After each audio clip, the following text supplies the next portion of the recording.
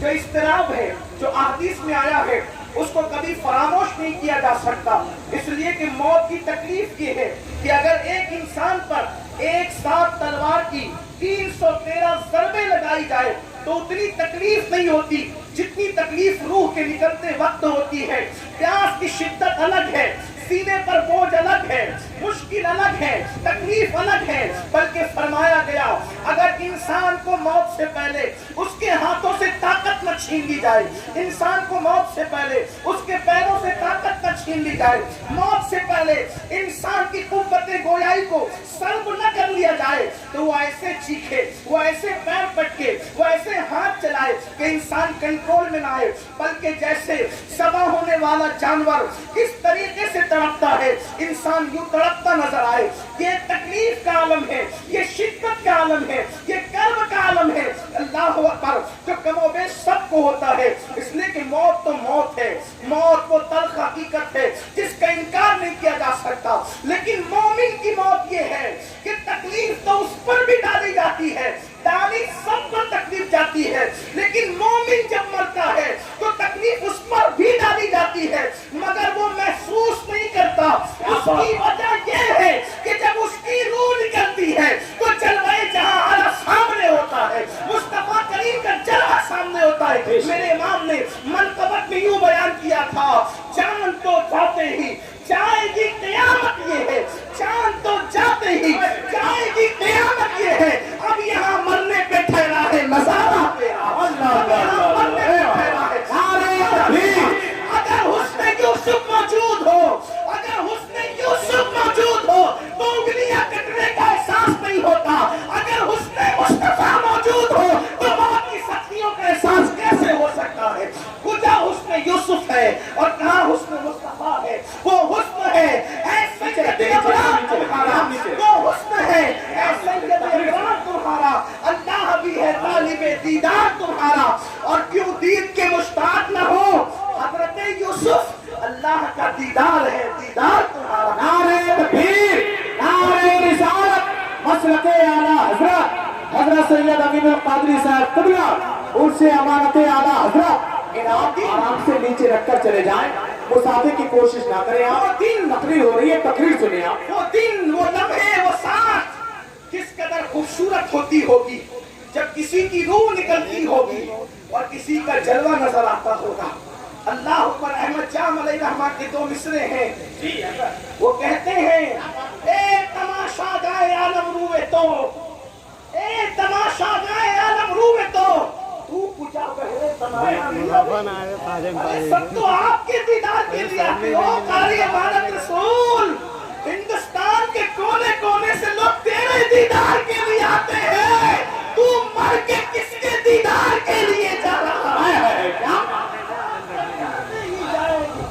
جان تو جاتے ہی جائے گی قیامت، یہ ہے اب یہاں ہمارا پورا کام ہو رہا ہے سارا تیرا۔ اور پھر مومن کی موت، مومن کی موت کیا ہے؟ بخاری شریف کی حدیث کرے، وہ حدیث پاک جو کتاب الصحبت میں موجود ہے، اس کا آخری حصہ جو ہمارے اہل سنت میں بہت کثرت سے ہم بیان کرتے ہیں کہ بندہ نوافل کی کثرت کرتا ہے، اللہ فرماتا ہے حدیث قدسی ہے، تو پھر میں اس کے ہاتھ بن جاتا ہوں، آنکھ بن جاتا ہوں، حقیقت کا بار بار سنتے ہیں۔ اس کا آخری حصہ میں اس کے ہاتھ ہو جاتا ہوں، اس کی آنکھ ہو جاتا ہوں، اس کی زبان ہو جاتا ہوں، ٹھیک؟ اس کا آخری حصہ یہ جس کا مفہوم یہ ہے، اس کا مفہوم یہ ہے، اللہ فرماتا ہے مجھے کسی کام کے کرنے میں تردد نہیں ہوتا، مجھے کسی کام کے کرنے میں تردد نہیں ہوتا۔ تردد کا عام معنی کیا لیا جاتا ہے؟ حالانکہ ہم شان الوہیت کی وجہ سے، عدم الوہیت کی وجہ سے اس کے لفظی معنی تردد کا معنی سمجھانے کے لیے تردد کہتے ہیں کسی کام کے کرنے یا نہیں کرنے، یہ کروں کہ نہیں کروں، اس کو لوگ کہتے ہیں میں تردد میں ہوں، پیلی بھیٹ جاؤں کہ نہیں کروں، تردد میں ہوں بیٹے کی شادی کروں کہ نہیں کروں، تردد میں ہوں سفر کروں کہ نہیں کروں، ٹھیک؟ لیکن ہم بارگاہ الوہیت کے ادب کی وجہ سے یہ معنی ہم لفظی طور پر نہیں کرتے، اس لیے کہ ہمارے یہاں ہمارا پورا مسلک ادب ہے، ہمارا پورا مسلک مسلک ادب ہے، ہمارا پورا مسلک مسلک عشق و محبت ہے. اسی لیے ہمارے یہاں قرآن مقدس کنز ایمان اٹھا کر کے دیکھیں، جگہ جگہ لفظی ترجمہ کرنے کی بجائے وہاں پر ترجمہ اس انداز سے کیا گیا کہ عبد الکریم فاریق جیسے کو کہنا پڑا، قرآن کا بڑا مفسر کہلاتا تھا دوسری جماعت کا. اس نے کہا ایسا لگتا ہے کہ اگر اردو زبان میں قرآن نازل ہوتا تو مولانا احمد رضا صاحب نے اس نے یہ کہا، مولانا احمد رضا نے ایسی آیتوں کا ترجمہ کیا کہ اگر اردو زبان میں قرآن نازل ہوتا تو مجھے یوں لگتا کہ وہ بالکل ایسے ہی ہوتے جیسے مولانا نے ترجمہ کیا. کہ دوسری جماعت کا آدمی کہہ رہا ہے اس طرح کی بات. اللہ اکبر. میرے امام نے یوں ترجمہ کیا جیسا کہ ابھی مرزا عبدالشکور صاحب کے جو 2 مصرے پڑھے گئے کہ خدمت قرآن پاک کی وہ لاجواب کی، راضی رضا سے صاحب قرآن ہے آج کی. اللہ اکبر. تو عرض یہ کر رہا تھا، اللہ فرماتے ہیں حدیث پاک کا مفہوم ہے کہ مجھے کسی کام کے کرنے میں تردد نہیں ہوتا مگر یہ کہ جب میں کسی مومن کی موت کا فیصلہ کرتا ہوں اس وقت مجھے تردد ہوتا ہے جیسا کہ اس کی شان ہے، جیسا کہ اس کی شان ہے مجھے تردد ہوتا ہے. کیوں؟ اس لیے کہ میں اس کی موت کا فیصلہ کروں اور وہ اس فیصلے کو ناپسند کرے. اللہ کی محبت ہے مومنین کے ساتھ، یہ اس کا اکرام ہے مومنین کے ساتھ. اللہ تعالیٰ محبت فرماتا ہے اپنے محبوب کے غلاموں سے. تو اللہ پھر تو کرتا کیا ہے؟ جب مومن کی موت کا فیصلہ تو کرنے لگتا ہے تو تجھے تردد ہوتا ہے تو کرتا کیا ہے؟ اب قرآن پاک کی اس آیت کے مفہوم کو جوڑتا ہوں اس مفہوم سے. پھر اللہ کیا کرتا ہے؟ قرآن کہتا ہے ان الذین قالوا ربنا اللہ ثم استقاموا تتنزل عليهم الملائكة ألا تخافوا ولا تحزنوا وابشروا بالجنة التي كنتم توعدون. تو پھر کیا ہوتا ہے؟ اس کے پاس فرشتے آتے ہیں، ایک تو فرشتے نہیں بلکہ فرشتوں کی جماعت آتی ہے.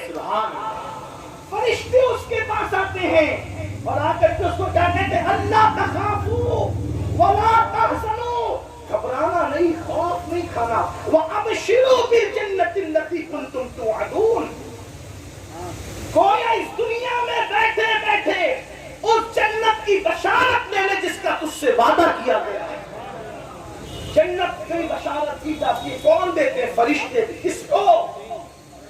ہر عام آدمی کو نہیں، ہر ایرے گہرے کو نہیں. کس کو؟ قرآن کا ان الذین قالوا ربنا اللہ ثم استقاموا. بے شک جن لوگوں نے کہا ہمارا رب اللہ ہے اور وہ اس پہ ٹک گئے، جم گئے، استقامت والوں کو یہ بات گئی. اب ہماری امانت رسول کی استقامت والوں کو ہے. اسی پر بات کر کے بات مکمل کروں گا کیونکہ عصر کا وقت بھی قریب ہے، پھر اور دیگر پروگرام بھی آگے کے. مختصر بات کر کے بات ختم کریں گے.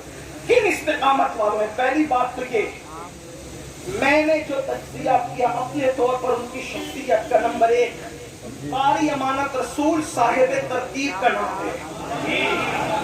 بے شک ابھی ان کی نماز کا ذکر ہوتا کہ وہ نمازی تھے، لیکن میں ان کو صرف نمازی نہیں مانتا، اس لیے کہ عوام میں بھی بہت سارے لوگ ہیں جو پابندی سے نماز پڑھتے ہیں، بڑی بات ہے. لیکن اس سے بڑی بات کہ وہ صاحب ترتیب تھے. سبحان اللہ. مجھے کسی نے بتائی نہیں یہ بات، لیکن میں یہ بات کہہ رہا ہوں اور اس کا ثبوت پیش کروں گا. وہ صاحب ترتیب تھے. صاحب ترتیب کا مطلب کیا؟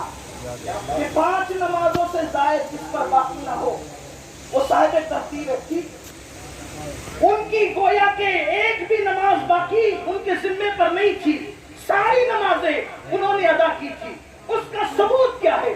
اس کا ثبوت یہ ہے کہ حضور مفتی اعظم کا ان کو امام بنا کر ان کے پیچھے نماز پڑھنا. نعرے تکبیر، نعرے رسالت، مسلک اعلیٰ حضرت فیضان سرکار مفتی اعظم ہند اور سے امانت اعلیٰ مقتدائے اہل سنت کا ان کے پیچھے مقتدی بن کر کھڑے ہو جانا نماز میں اس بات کی دلیل ہے کہ وہ صاحب ترتیب. کیا بات ہے، کیا ثبوت ہے؟ ثبوت یہ ہے کہ اکثر حضور مفتی اعظم علیہ الرحمہ نے کئی سال تک، توجہ فرمائیں، اکثر حضور مفتی اعظم نے کئی سال تک حضرت علامہ مفتی جہانگیر صاحب رحمۃ اللہ علیہ کی ابتدا میں نماز ادا فرمائی، بلکہ ان کے پیچھے تراویح بھی پڑھی. ٹھیک، مفتی جہانگیر صاحب کا حال یہ تھا کہ مفتی جہانگیر صاحب جس محفل میں موجود ہو اور نماز کا وقت آ جائے تو پھر کسی کی اجازت کی ضرورت نہیں تھی، مطلقاً وہ اس محفل میں امام ہوا کرتے تھے۔ کب؟ جب مفتی اعظم موجود ہو۔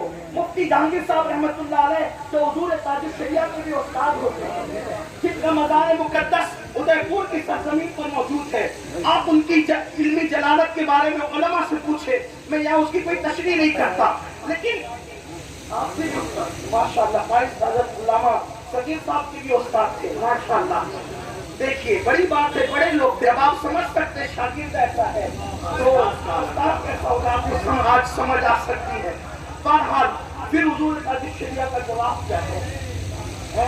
حضور تاج نہ صورت میں کوئی جواب ہے نہ سیرت میں کوئی جواب، جن کا کلام پڑھو تو یوں لگے کہ جیسے امام اہل سنت کا کلام پڑھا جا رہا ہے، جن کا تقویٰ دیکھو تو یوں لگے کہ یہ ایسے ہیں تو ان کے نانا مفتی اعظم کیسے ہو۔ تقویٰ پر حضور تاج الشریعہ کے جو استاد تھے، حضرت یہ کر رہا تھا کہ مفتی جہانگیر صاحب اگر موجود ہو تو اجازت کی ضرورت نہیں، انہی کو نماز پڑھانا ہے۔ مفتی صاحب سفر کر کے آئے، تشریف لائے ادے پور سے، رمضان شریف شروع ہونے والا تھا، آئے تھے تراویح پڑھانے کے لیے۔ اب جب بریلی شریف پہنچ گئے تو نماز پڑھانے کا کلی اختیار کس کو دے دیا گیا تھا کہ محفل میں جب مفتی اعظم موجود ہو تو نماز کس کو پڑھانا ہے؟ حضرت علامہ مفتی جہانگیر صاحب رحمۃ اللہ علیہ کو پڑھانا ہے۔ نماز کا وقت تو ہو گیا، مفتی جہانگیر صاحب بغیر کسی کی اجازت کے، چونکہ آپ کو اختیار دے دیا گیا تھا، آپ کو اجازت تھی ہمیشہ کے لیے، آپ مصلی پر جانے لگے نماز پڑھانے کے لیے، تو حضور مفتی اعظم نے فرمایا مفتی صاحب پیچھے آئیے۔ کیا پیچھے آئیے، جس کو ہمیشہ کے لیے اجازت ہو، جس کا علم، جس کا تقویٰ، جس کی پرہیزگاری مسلم ہے، اہل علم کے نزدیک، اہل سنت کے نزدیک، مفتی اعظم کے نزدیک، لیکن جب وہ جانے لگے، چونکہ کبھی روک ٹوک تھی نہیں، ہمیشہ انہی کو جانا تھا، لیکن آج جاتے ہیں تو مفتی صاحب کو مفتی اعظم کہتے ہیں مفتی صاحب پیچھے ہو جائیے، آپ کی سفر میں کچھ نمازیں چھوٹ گئی ہے، قضا ہو گئی ہے، اور میں صاحب ترتیب ہوں، جب تمہاری چھوٹ گئی ہے تو میں صاحب ترتیب ہو کر تمہارے پیچھے کیسے نماز پڑھ لوں؟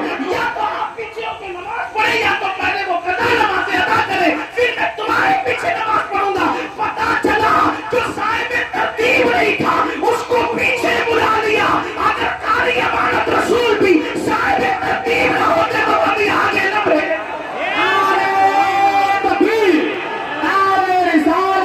مسلک اعلیٰ حضرت فیضان سرکار مفتی اعظم ہند اور سے امانت اعلیٰ،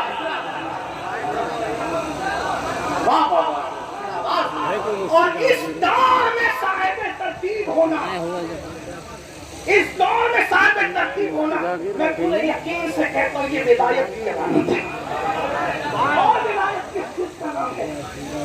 مزارات پہ بیٹھ کے گاجا چلنے کا نام ولایت ہے، کالے پیلے کپڑے پہننے کا نام ولایت ہے، بڑے بڑے عورتوں کی طرف بات رکھنے کا نام ولایت ہے، 10 انگلیوں کے اندر انگوٹھیاں پہننے کا نام ولایت ہے۔ واللہ ولایت اس کا نام نہیں ہے، ولایت تو نام اس کا ہے کہ بندہ شریعت پر استقامت کے ساتھ ڈٹ جائے۔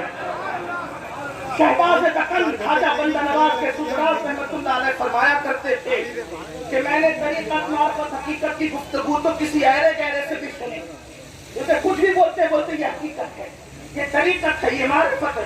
اب اس لیے کہ کسی کو پتہ ہی نہیں ہے کہ یہ کیا چیز ہے، یہ تو دلوں کے راز ہیں جو سینے سے سینے میں منتقل ہوتے ہیں، کتابوں میں تو لکھے نہیں ہے، اس لیے جس کے دل میں آتے ہیں وہ جوڑتا چلا جاتا ہے۔ تو بندہ نواز بے دراز کہتے ہیں ہر ایرے گہرے سے طریقت کی حقیقت معرفت کی گفتگو سنی، لیکن شریعت کی گفتگو میں نے صرف اللہ والوں سے سنی۔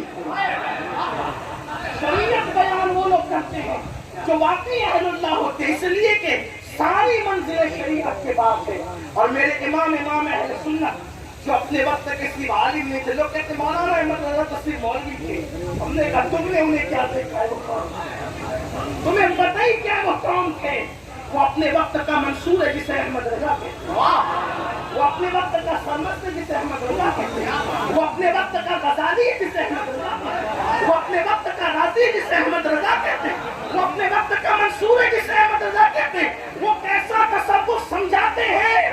کہتے پیشے نظر وہ نوبہار، سجدے کو دل بے قرار، پیش نظر وہ نوبہار سجدے کو دل بے قرار روکیے روکیے روکیے روکیے روکیے روکیے سر کو روکیے ہاں یہی امتحان ہے شریعت کی بات کرتے ہوئے یہ کہتے ہیں جب بے خود ہو جائے جب بے خود ہو جائے جلوہ یار میں فنا ہو جائے جب ہوش ہی نہ رہے تو شریعت مطالعہ کی بات کرنے والا پھر وہ عشق میں ڈوب کر یہ کہتا ہے بے خودی میں سجدہ در یا کہ روزے کا طواف جو کیا اچھا کیا پھر تجھ کو ہے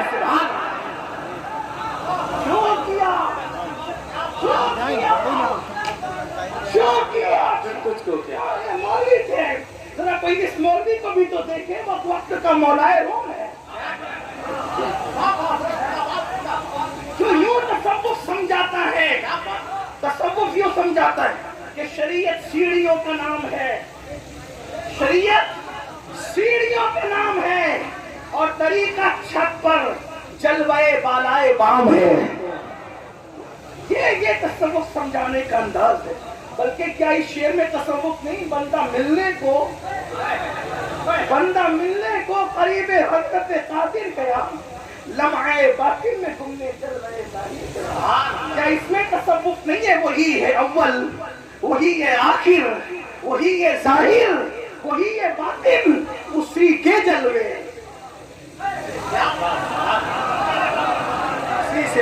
اسی کے جلوے اسی سے ملنے اسی سے اس کی طرف گئے اسی کے جلوے اسی کے جلوے اسی سے ملنے شرع کرنے والوں کو داغ تلو پسینہ آئے اسی کے جلوے اسی کے جلوے اسی سے ملنے اسی سے اس کی طرف گئے تھے تبارک اللہ شان تیری تجھی کو زیباہ بے نیازی کہیں تو ہو جوش لن کرانی کہیں تقاضے وصال کے تھے تو عرض کر رہا تھا جو استقامت والے گفتگو سمیٹوں اس لیے کہ جو بزرگ آنے والے تھے ایسا لگتا ہے کہ وہ عنقریب آنے والے ہیں بس اپنی گفتگو سمیٹوں اور خاص طور پہ مجھے خوف ہے ظہر کے وقت کا اس لیے کہ شاید آپ کو کھانا بھی کھانا باقی ہوگا اور پھر ظہر بھی آپ کو پڑھنی ہے اگر آپ نے ایک وقت کی نماز ایسے جان بوجھ کے چھوڑ دی تو ایسی ہزاروں محفلوں کا ثواب آپ کو کوئی فائدہ نہیں پہنچائے گا فرق اول ہے اور قاری امانت رسول رحمت اللہ تعالیٰ علیہ کی دوسری خصوصیت یہ تھی وہ فنا فی الشیخ تھے وہ فنا فی الشیخ تھے اپنے شیخ کی محبت میں فنا تھے میں نے جب بھی ان سے ملاقات کی چاہے 5 منٹ کی ملاقات ہو یا 10 منٹ کی جب تک مفتی اعظم کا ذکر نہ ہو ان کی کوئی محفل ختم ہی نہیں ہوتی اور ایک خاص بات وہ بیٹھتے بھی تھے تو مفتی اعظم کے انداز میں جب میں نے ان کو بیٹھے دیکھا حضور مفتی اعظم کے دسترخوان پر بھی دیکھا تو میں نے ان کے ساتھ میں جتنی مرتبہ بھی 3-4 بار کھانے کا موقع ملا 2 بار تو شاید ان کے گھر پر ہی میں نے ان کو پلٹی مار کر کبھی کھاتے نہیں دیکھا اور انہوں نے پھر کہا کہ میرے مفتی اعظم میرے مرشد کو میں نے کبھی پلٹی مار کر کھاتے نہیں دیکھا پچھلی ملاقات جو میری آخری ملاقات تھی حضرت رضائے رسول صاحب مدد علی اظہر کے لیے جانے والے تھے ان کی محبت یہ تھی انہوں نے مجھ سے کہا کہ آپ کو آنا ہے قاری عاشق صاحب کے ذریعے حکم آیا کہ آپ کو آنا ہے میں نے کہا میں دن میں نہیں پہنچ سکتا تو ہم اپنا پروگرام رات میں کریں گے لیکن آپ کو آنا ہے ان کی محبت تھی تو میں جب نکلنے لگا بیان کے لیے تو میں نے دیکھا کہ وہ کسی کو ڈانٹ رہے ہیں کس کو ڈانٹ رہے تھے مجھے نہیں پتا البتہ ان کے جملے جو میرے کان تک پہنچے یہ تھے کہ تم نے نیا جبہ سلا کر کے ڈائریکٹ گھر پہ بھیجنے کی بجائے مدرسے میں بھیج دیا مجھے یہاں پر پہننا پڑا اور اب پہن کے میں جا رہا ہوں لیکن میرا جبہ ٹکنے سے کچھ نیچے ہو گیا ہے اور وہ سنت کے خلاف ہے آپ اندازہ فرمائیں وہ ڈانٹ رہے تھے کہ آئندہ اس کا خیال کرنا اس کے بعد ایک بات اور بتاؤں ایک بزرگ سے کسی نے پوچھا اللہ والے کون ہے کہا اس کا گھر جا کر دیکھیں اگر اس کے کھانے کے برتن اور مصلہ دیکھ کر اللہ یاد آ جائے تو اللہ والے میں اللہ پاک وہ سمیع و بصیر جان کر کہتا ہوں جب آخری حاضری میری ان کے گھر پہ ہوئی تو میں نے ان کے بیت الخلاء کو دیکھ کر مجھے میں اتنا متاثر ہوا بیت الخلاء کا مذاق اڑا سکتا ہے میں بیت الخلا دیکھ کر متاثر ہوا. میں ان کے گھر کا, مجھے استنجا کی عادت تھی, جلدی سے نکلنا تھا, ایئرپورٹ وقت پہ پہنچنا تھا, بلکہ بہت بھاگ دوڑ کر کے ہم گئے تھے قاری صاحب, بہت تیز گاڑی چلا کے جانا پڑا تھا. لیکن تو میں نے کہا استنجا کی حاجت ہے, مجھے حیا آ رہی تھی کہ میں گھر کے اندر کیسے جاؤں. قاری صاحب نے کہا کہ نہیں آپ چلے اندر. تو میں ان کا بیت الخلا دیکھ کر کے, اس لیے کہ آدمی مسجد میں ریاکاری کر سکتا ہے, بیت الخلا میں نہیں کرتا. کیا مجھے جو تاثر ملا بیت الخلا دیکھ کر, یہ اللہ والا آدمی ہے.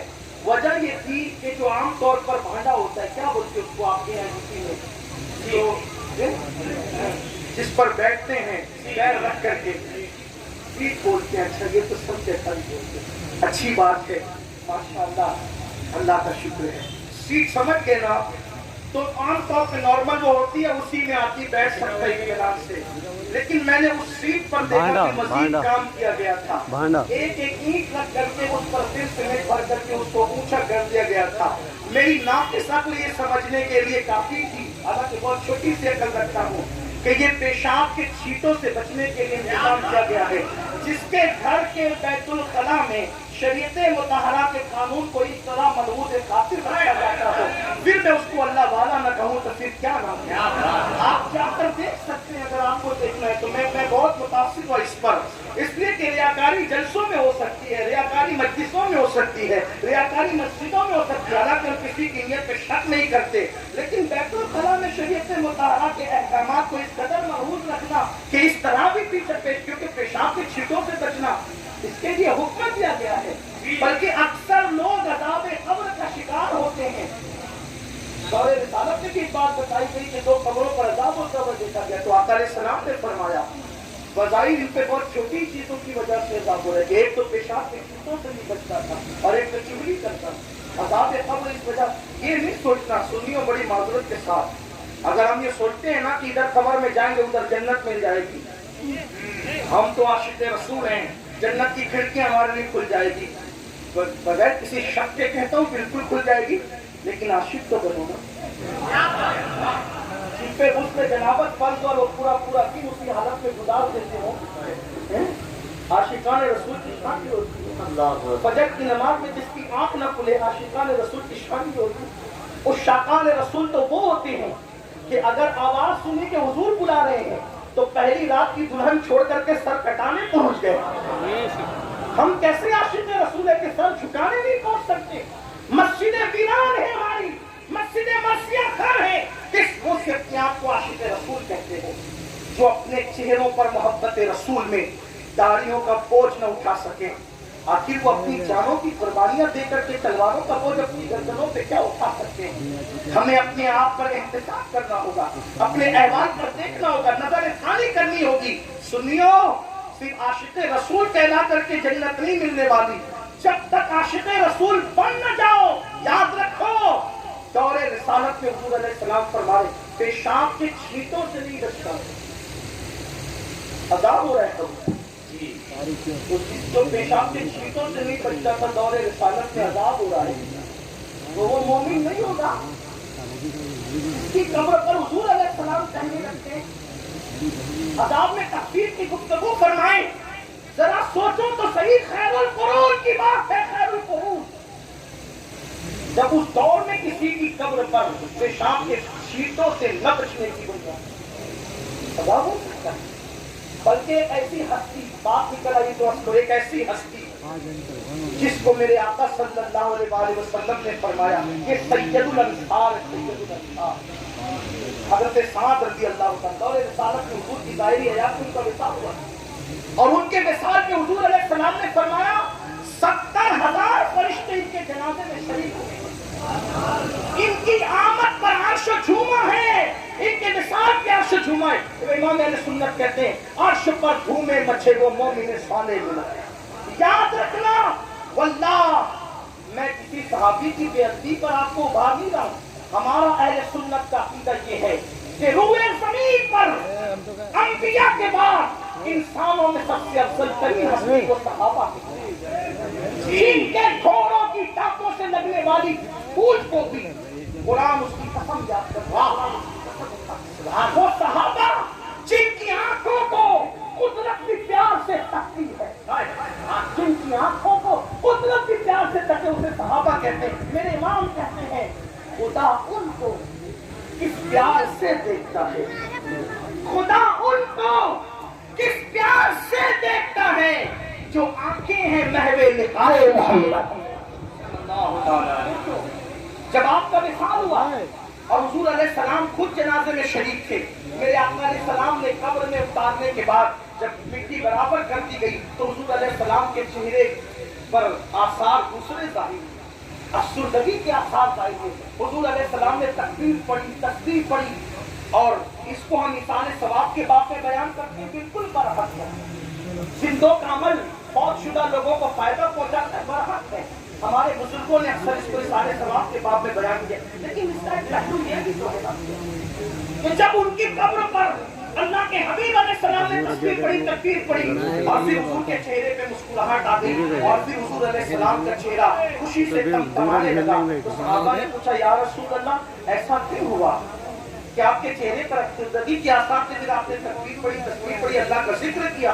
तो मेरे आका अलैहिस्सलाम ने फरमाया, तुम्हारे इस नेक भाई पर, इस पर स्टेज का नाज़िम नेक नहीं कह रहा है, सैयदुल अबरार जिसको नेक है उसके नेक होने में शक क्या है? सैयदुल आलमीन जिसको नेक है उसके नेक होने में शक क्या है? इसलिए कि स्टेज का नाज़िम कुछ भी गड़बड़ कर सकता है, जमीन को आसमान, आसमान को जमीन कुछ भी कर सकता है, लेकिन वहां तो तुम्हारे मुंह से जो निकली वो बात हो के रही। हुजूर जिसे नेक कहते हैं वरना उसके नेक होने में कोई शक नहीं हो सकता। अल्लाह के रसूल अलैहिस्सलाम फरमाते, तुम्हारे इस नेक भाई पर कब्र तंग होगी। वजह मालूम की गई तो ये पता चला कि बादशाह ने हदीस में ये बयान फरमाया है कि वो बकरियां चराते थे और बकरियां चराते वक्त लाशऊरी तौर पर ऐसा हो जाता कि दिमाग की बुनियाद पर कि बकरियों के पेशाब के छींटे कभी उनके कपड़ों से या बदन से लग जाते और वो लाशऊरी तौर पर, और भी शारीरिक में इसके मामला दिखे, लेकिन मुझे ये अदब से ज्यादा करीब आया नजर आया, इसलिए मैं ये बात बस कर रहा हूँ कि लाशऊरी तौर पर बकरियों के पेशाब के छींटे से आप बच नहीं पाते थे इन हिमाम की बुनियाद पे, काम की मसरूफियत की बुनियाद पे। तो आका फरमाते सल्लल्लाहु अलैहि वसल्लम कि तुम्हारे इस नेक भाई पर उसकी कब्र तंग हो गई, तो मैंने तकबीर पढ़ी, तस्बीह पढ़ी, अल्लाह का जिक्र किया, तो फिर इसकी कब्र कुशादा हो। सुभान अल्लाह। सैयदुल अंसार जिसको हुजूर फरमाए, जिसके विसाल पे अर्श झूम जाए, अल्लाह के रसूल जिसको नेक है, जिसके जनाजे में फरिश्तों की शिरकत हो और फरिश्तों की शिरकत से भी बड़ी बात सैयदुल आलमीन की शिरकत जिस जनाजे में हो जाए, अल्लाह अकबर, वो जनाजे वाले की मेराज है, इसलिए कि उनका नाम जनाजे पे पढ़ दो तो मैयत की मगफिरत हो जाती है। वो जामे इबादत, जामे ईमान जिसके जनाजे में खुद तशरीफ लाए, ये सिर्फ उम्मत की तालीम के लिए किया जा रहा है कि अगर पेशाब के छींटे से उनकी अपनी शख्सियत लाशऊरी तौर पे बच न सकी तो वहां भी कब्र जो है माँ की ममता की तरह उनको दबा रही है, कब्र तंग हो रही है ताकि लोगों को सबक मिल जाए, लोगों को रास्ता मिल जाए। अब आप मुझे बताएं, पेशाब की नापाकी ज्यादा है, पेशाब की गंदगी ज्यादा है या गुनाह की गंदगी ज्यादा है? अल्लाह अकबर। सैयदुल अंसार अगर पेशाब के छींटे से न बचे तो कैफियत ये है। और जो लोग पूरी रात गंदी मूवी देखते हो, पूरी रात गंदी फिल्में देखते हो, जो लोग पूरी रात जो है पिक्चर देखते हो, हीरो हीरोइन को नंगा नाचते देखते हो, जो मोबाइल की स्क्रीन पर अल्लाह पर औरतों का नंगा वजूद देखते हो और रात के 3-4 बजे तक ये गंदगी देखकर सुबह 12 बजे तक सोते पड़े रहते हो, फजर की नमाज में बेदार नहीं होते, बताओ उन लोगों का कब्र में क्या हाल होगा, उनकी कैफियत क्या होगी? तो अपनी गुफ्तगू में समेट रहा हूँ ये अर्ज करते हुए कि ये फरिश्ते किसके पास आते हैं? अपनी कब्र का ख्याल करना फरिश्ते, इसलिए कि बहुत कुछ अपने लिए टाइटल तराश लेना ये आप पर है, लेकिन जब तक अल्लाह उसके रसूल को राजी नहीं करोगे, न कब्र समझ सकती है, न हश्र समझ सकता है, न मैदान महशर समझ सकता है। सुनियो हालत ये है कि मुसलमानों को नमाज जनाजा का तरीका नहीं पता, मुसलमानों को वुजू करने का तरीका नहीं पता, गुस्ल करने का तरीका नहीं पता। इल्ला माशाअल्लाह, कहाँ हैं हम, कहाँ खड़े हैं। मेरी कौम के जवानों, कंप्यूटर के उलूम तो तुम सीख चुके हो। मेरी कौम के जवानों 25-25 साल तक के कॉलेज और यूनिवर्सिटियों के तुमने चक्कर लगाए, लेकिन अभी तक नमाज भी नहीं दुरुस्त कर सके, अभी तक नमाज भी नहीं सीख सके। क्या मरना नहीं है, कब्र में जाना नहीं है, अल्लाह को मुंह नहीं दिखाना है? इसलिए मेरे आका अलैहिस्सलाम के गुलामों, आओ अल्लाह के फरिश्ते किसके पास आते जन्नत की बशारत लेकर? तो कुरान कहता है इन्नल लदीना क़ालू रब्बुना अल्लाह सुम्मा इस्तक़ामू, अल्लाहु अकबर, जो बेशक जिन्होंने कहा हमारा रब अल्लाह है और वो उस पर इस्तिकामत के साथ डट जाते, ततनज़्ज़लु अलैहिमुल मलाइका, फरिश्ते उसके पास आकर कहते जन्नत ऐसी है, जन्नत ये है, जन्नत में यार का दीदार है, जन्नत में लिक़ाए रहमान है, वो जन्नत का तज़किरा करते हैं। तो फिर मोमिन क्या कहते हैं? फरिश्तों देर किस बात की है, देर जल्दी करो, फिर हमें वो नजारा दिखाओ, हमें भी जन्नत में जाना है। फरिश्ते कहते ऐसे नहीं, पहले मौत का मजा चखना होगा जी, पहले मौत की लज्जत चखनी होगी, उसके बाद तुम्हें वो मंजिल मिलेगी जिसका जिक्र किया जा रहा है। वअबशिरू बिल जन्नतिल लती कुंतुम तुअदून के मकाम पर तुम उस वक्त पहुंचोगे जब मौत की लज्जत चखोगे। मौत की लज्जत चखने के बाद तुम्हें वो मकाम मिलेगा। तो फिर वो कहता है अपनी धुन में, अपने इश्क में, अपनी मस्ती में, फिर देर किस बात की है, जल्दी करो, मेरी रूह निकालो, मैं आलम दुनिया को छोड़कर आलम उक़बा की तरफ सफर करना चाहता हूँ। तो जब वो बंदा खुद अपनी मौत के लिए तैयार होता है, इधर मोमिन मौत की तैयारी करता है, उधर कुदरत मौत का फैसला करती है। हाँ, ये मोमिन की मौत है, ये मोमिन की मौत है। इसलिए आओ अपनी मौत की तैयारी करो। मेरे इमाम कहते हैं अंधेरा घर, अकेली जान, दम घुटता, दिल उकताता, खुदा को याद कर प्यारे, वो साथ आने वाली है। अल्लाह हम सबको मौत की तैयारी की तौफीक अता फरमाए, अल्लाह हम सबको आखिरत की तैयारी की तौफीक अता फरमाए। गुफ्तगू के दरमियान अगर कोई गलती हो गई हो, मेरी ज़बान से कोई ऐसा जुमला निकल गया हो जिस पर पकड़ होती है, तो मैं अल्लाह की बारगाह में तौबा करता हूँ। अस्तगफिरुल्लाह, बैठ जाए। वातूबु इलैह। बात पे मजा कर लेना।